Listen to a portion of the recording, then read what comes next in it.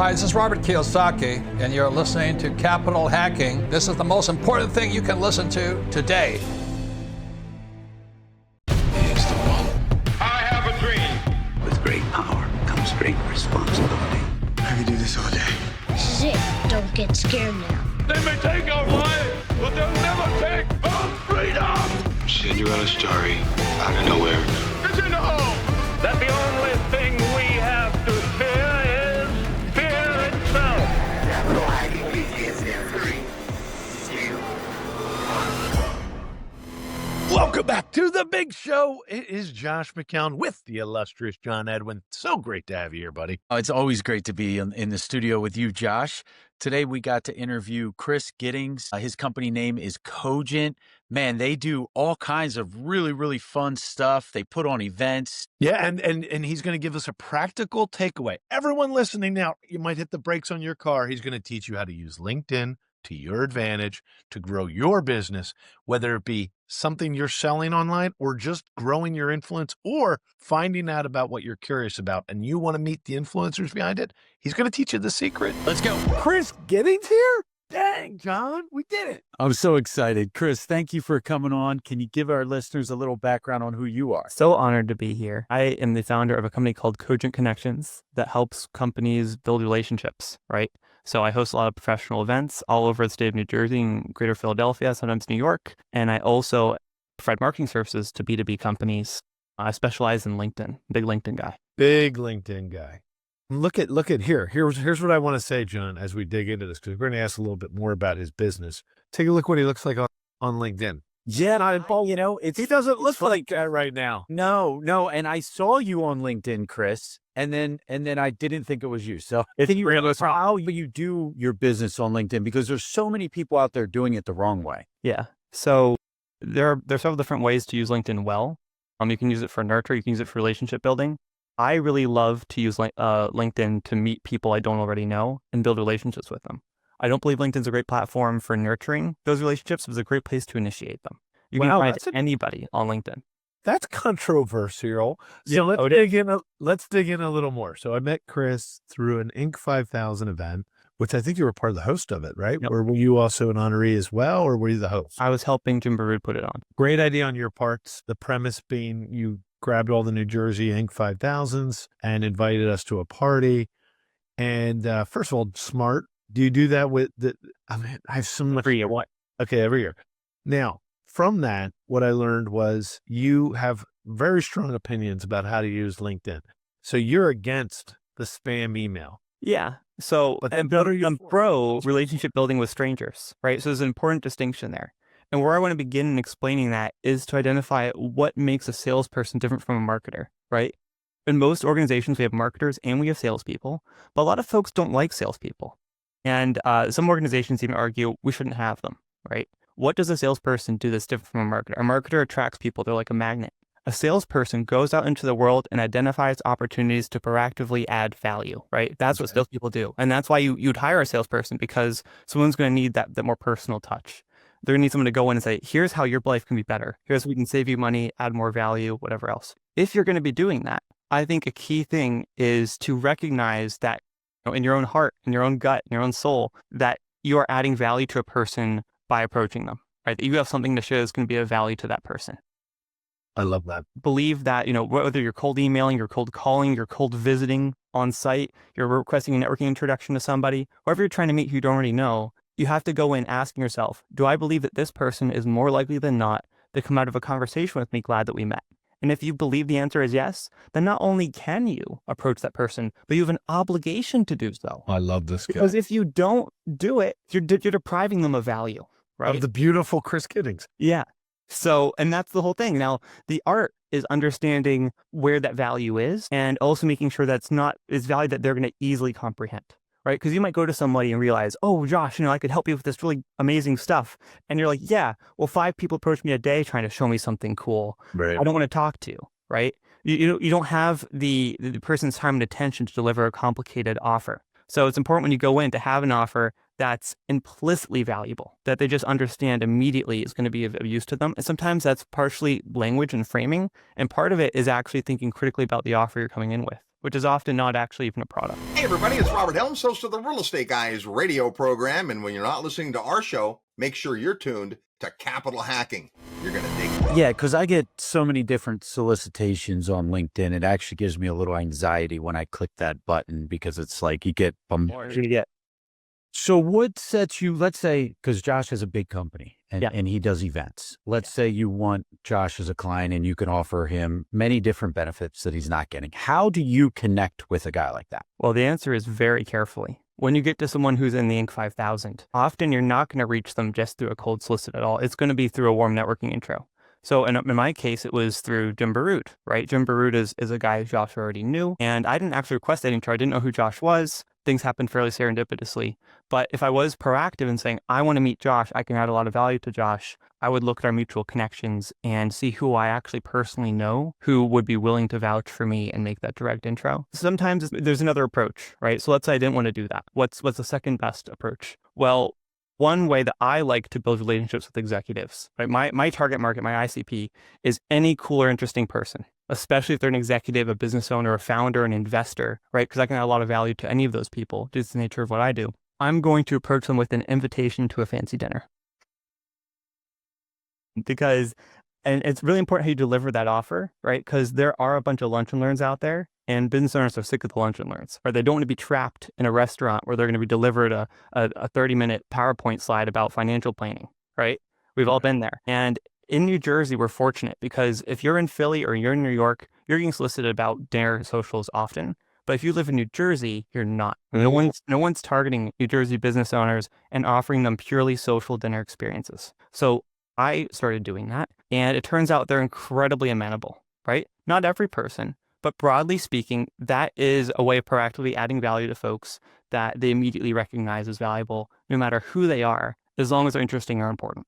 So let me flesh this out, John. Forgive me. So Chris, he demonstrated this for me, and we got to go to one of his events recently. So anybody who's listening to this, there's a lot you can work with Chris on and get to know Chris, and we'd love to give you all his contact info. But the one I went to was near New Hope in Lambertville, correct? And it was at a beautiful venue. That venue is a collaborational partner with Chris, but that venue put on a multi-course, maybe 4 or 5 courses of delicious food prepared by a great chef. And they had a price to it, and people just found out about it through the work of Chris writing invitations on LinkedIn.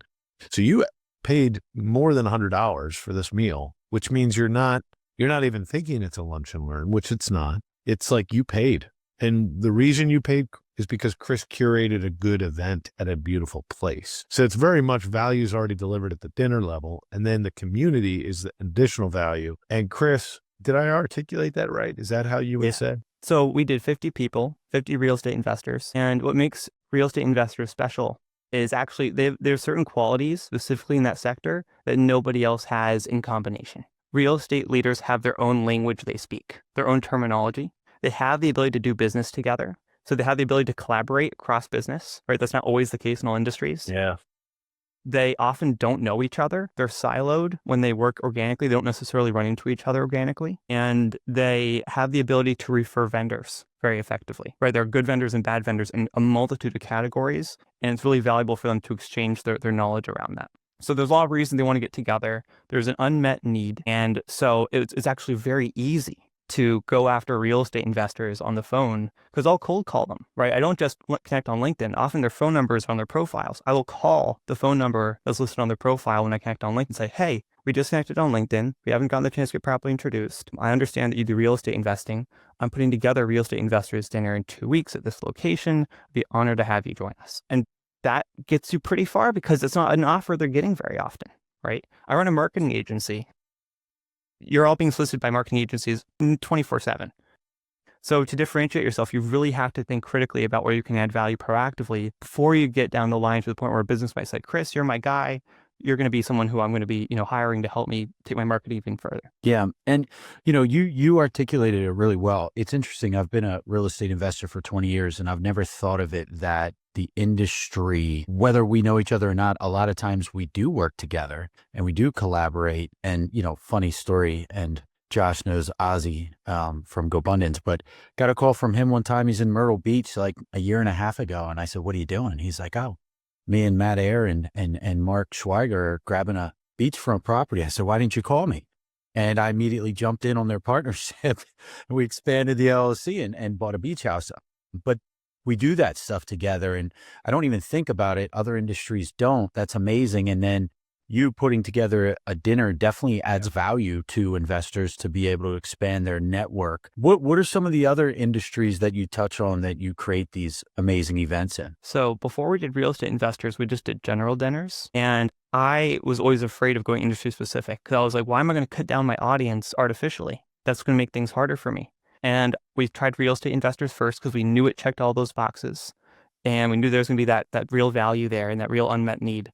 And it made it easier. It made the process of the dinners even easier than it was before. That's why we're able to do a 50-person dinner with confidence because we know that many people are going to want to participate. I'm actually thinking critically right now about what I want the second industry I want to test. What do I think it should be? I'm actually thinking wellness might be the category because wellness has some similar overlaps. The only thing with wellness is, of course, there's not as much money flowing around, but there's a lot of room for collaboration among wellness professionals. They have their own language that they speak. They love collaborating. So that could be a good category to kind of dive into.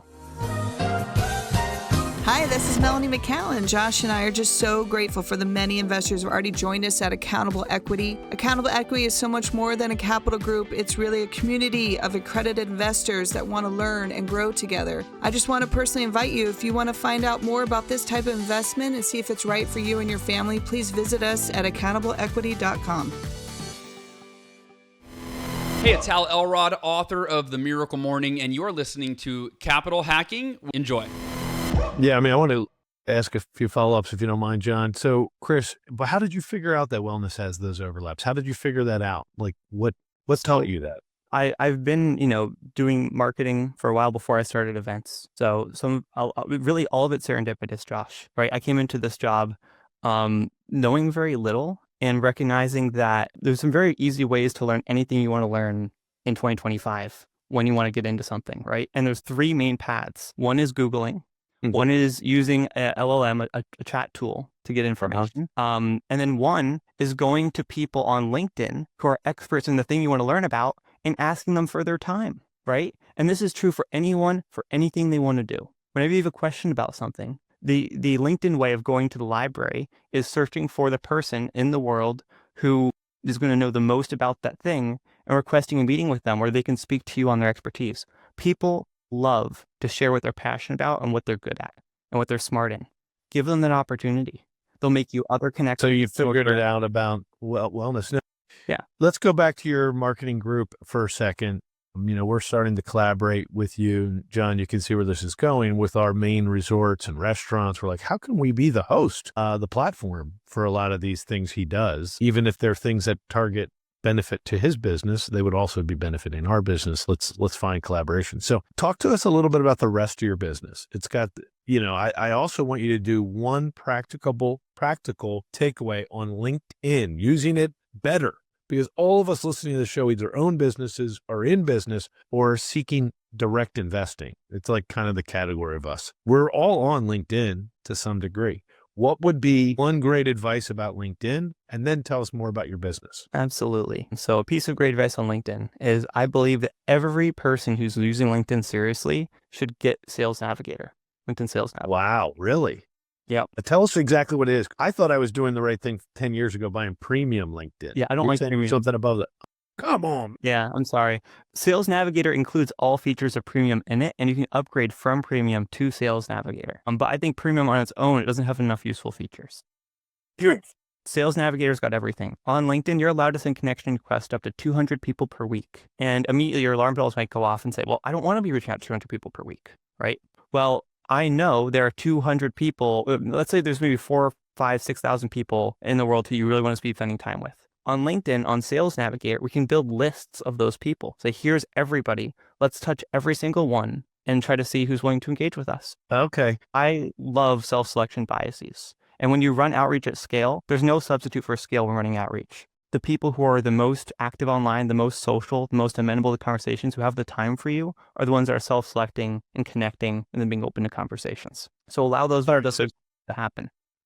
For those of us who've never used Sales Navigator before, you're saying right now when I befriend somebody or I send out because I have quite a sizable following on LinkedIn, it's usually organic selection or somebody shows up that was that I needed to learn from or reach out. Then I say, hey, I might as well connect with that person. As soon as I connect with Billy Bob, Jenny Sue shows up and says, you should also connect with Jenny Sue. And since I love that name, I do always say yes to Jenny Sue. But here's my point. You're saying I shouldn't do it that way. I should go into Sales Navigator and say, people in this category of wellness, entrepreneurship, or wellness resorts, which is something we build out, there's 400 really influential people. I should once in a while, or maybe each week, do 50 of them is what you're saying. Hey guys, it's John Vroman, founder of Front Row Dads, and you're listening to Capital Hacking, the best investment you'll make today.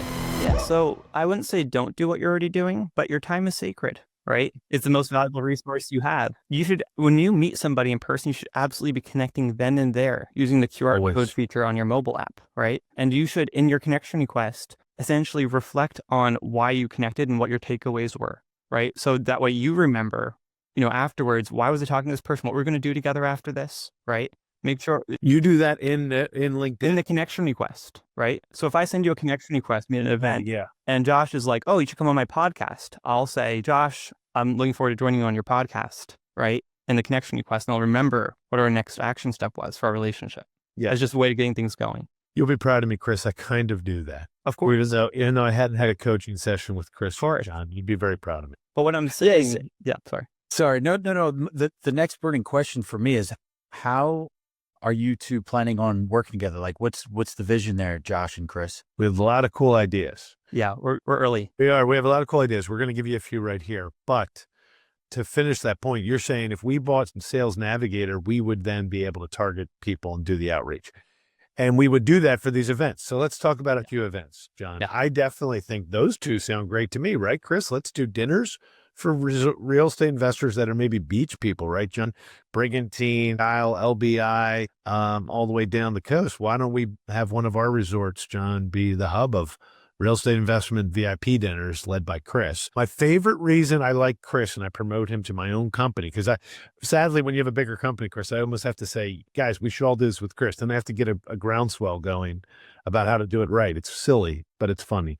Here's my point. I like that you host it, Chris. So John, get this.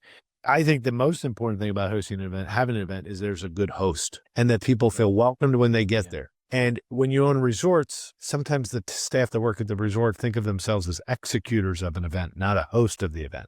So I enjoy that Chris already has that in his DNA. And I like the way his mind works. It's super linear and creative at the same time. So I suggest we do a wellness type dinners and also real estate dinners. But you and Brett were also talking about like entrepreneur conferences or business owner conferences would be great. What would be the call to act, not the call to action? Why would a business owner come to a conference at Renault? And what would the conference be? Because I think you've been debating that, right, Chris? Yeah. So if you were to just step one step back, right? First principles thinking, if we just speak specifically on Renault Winery, the biggest challenge is the location, right? And no matter where people are coming from, in general, they're going to have a bit of a trip to get there. Sure. And so that means that when they're arriving, they should be arriving for a more specialized purpose, a more industry-specific event. Okay, well, I've got to meet the other real estate investors. I've got to make the drive, even if it's 2 hours, even if it's 2.5 hours. I'll stay overnight, right? They had to commit. And so if you're going to do a conference, it's similar. There are so many different options, but what you end up doing is often going to be based on the people you're working with. Right. So when you have opportunities in certain spaces, you might say, oh, well, we have these great connections in venture capital. We'll do something with startups, right? We'll do a startup event on the shore. So a lot of this comes down to the people you know and being able to make the most out of those strengths that you have. The thing for the winery specifically is to say, how do we make something that's specific and important enough that people are going to want to divert their schedules to come out of their way to have an experience that feels like a retreat, like a true stepping back from their day-to-day work. I love it. John, I think this has been a great call. Amazing. Chris, where can our listeners connect with you? On LinkedIn, of course. So I'm Chris Gittings. You were good without the facial hair, without the long hair. That's where you can find me. And send a connection request with a note saying that we saw us here and that you'd like to meet. I love you so much. And before I let you run, can you do one little commercial for your company? How many other services does Cogent do. Absolutely. So we run business development programs. We host webinars. We host events for other companies. We'll take sponsorship for our events that we host for the public and for executives. And that's really the long and short of it. We also do newsletters and design and branding. Okay. Love it. We're following up right away. Thank you, Chris. Thank you, sir. Thank you. Damn straight. We just got buddy. We got to the end of another great show. And everyone listening right now, you're the family and friends. Thanks for staying till the end. That was so fun. And hey, hit the like, hit subscribe. We're here to serve you guys. That's why we're doing this show. Josh is not paying me. I'm doing this off of my quote unquote sweat equity because we want to make a difference in your life. And then that ripple effect will continue to touch the world. Hey, amen, brother. Please check us out on capitalhacking.com, all the social media threads. And yes, I know you've probably already sent this episode to one of your best friends. Thank you. We love you. Just go right into your iPhone, hit the plus symbol. We'll talk to you later. See you next week. Share.